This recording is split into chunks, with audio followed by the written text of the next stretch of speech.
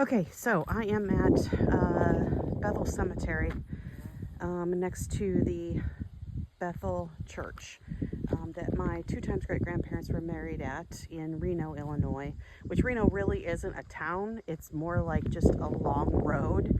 I don't know if it was a town back in the day when they settled here. Obviously it wasn't. It was farmland because they settled here in the early 1800s, mid 1800s.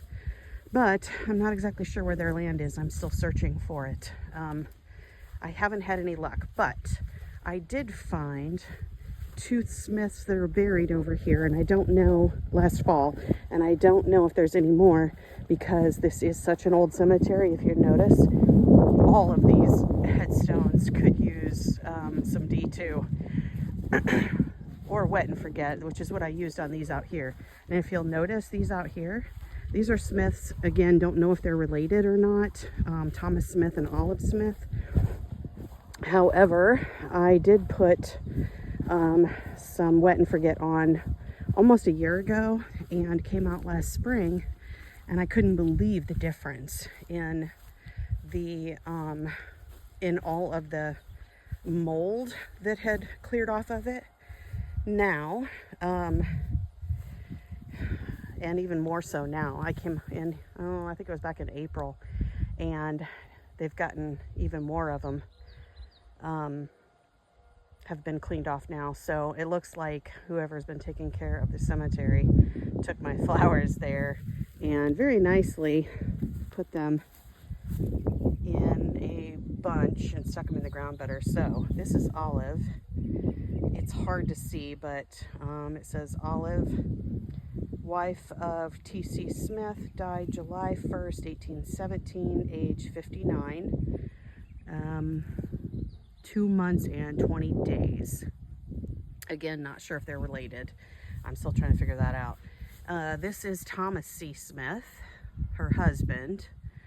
I'm gonna have to look at this later. I cannot read it. I don't know if he died March of 1857 or I'm not sure. I have to research this a little better. So anyway, I believe that my Smith side farmed out in this area. That's all that would make sense because the church is literally right beyond those trees over there.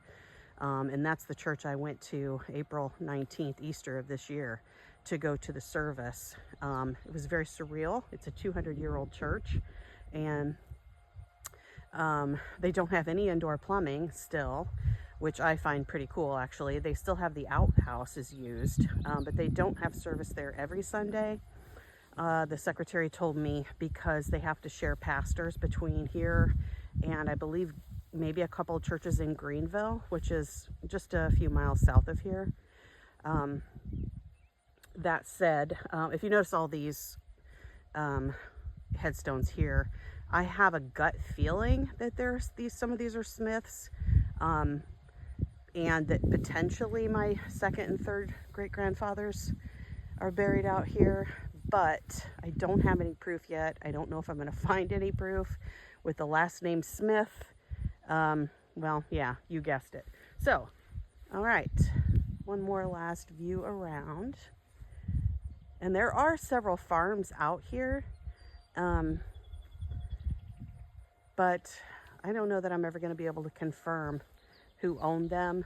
Mostly, at least not until I have to work full-time for a living, and until I can retire and hopefully have the money to do traveling and really utilize my certification for genealogy.